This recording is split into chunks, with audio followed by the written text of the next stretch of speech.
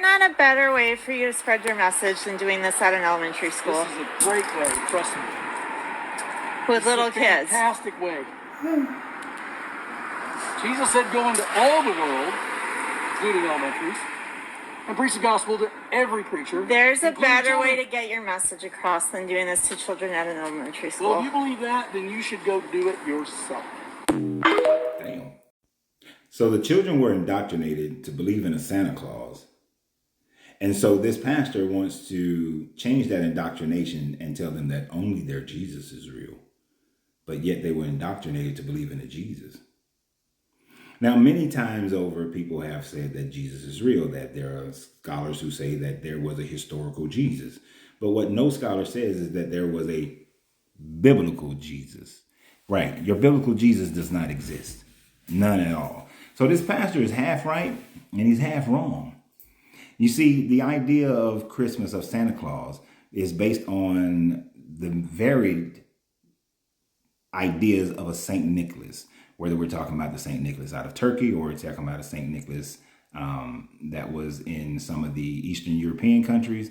The idea of a Saint Nicholas, more than likely a real person, a guy who was going around giving out gifts to his local community and helping the poor and the orphans and the widows. Great story that was then legendized. So now I want you to think about this for a second. If the idea of Saint Nicholas, who was more than likely a historical figure, was then taken and brought into the realm of legend, of stories being told about him, elevated to where he's going around the world, that he got flying reindeers, that he has magical powers and all these sorts of things. If that has become a legendized story, why is your Jesus any different? You see, he want to break the indoctrination of Santa Claus, but he doesn't want to break the indoctrination of Jesus. A possible person whose name was Yahshua.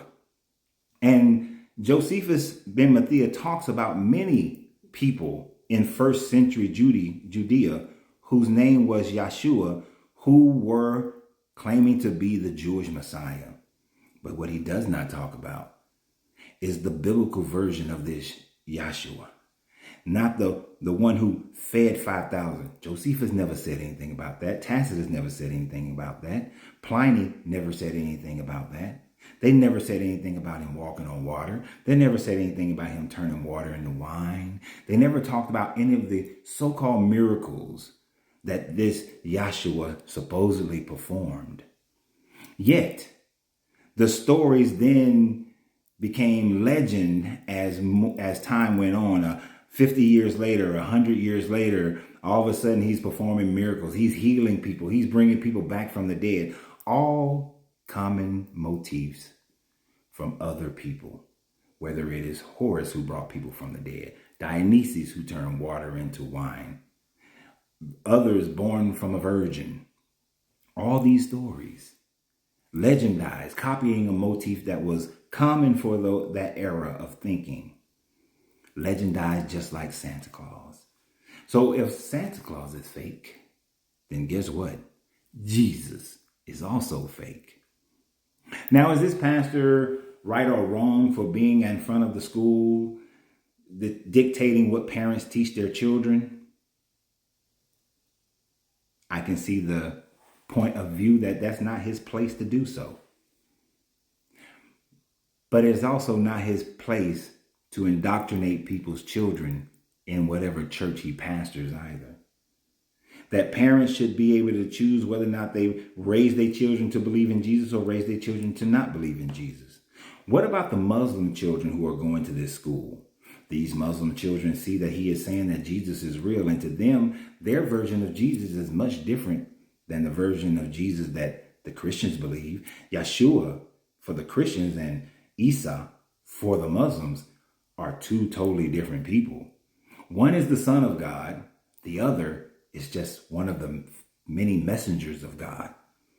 They both are supposedly to return, but one returns as God, the other returns as the messenger of God. What about those Muslim kids? What about those Hindi kids who don't believe in Jesus, but yet this pastor is trying to convince them with his signage that Jesus is real? What about the atheist kids who don't believe in this at all, but they're sitting here and this pastor is trying to influence them? So he's right and he's wrong, and he's wrong and he's right. He shouldn't be doing it out in front of schools. It's not your place to tell parents what they should be able to teach their children. But at the same time, he's telling the truth about Santa Claus. But that same truth of Santa Claus is the same truth of Jesus. What do you guys think? And always remember, you have to free yourself to be yourself, because your greatness is non-negotiable. Good journey, good vibrations.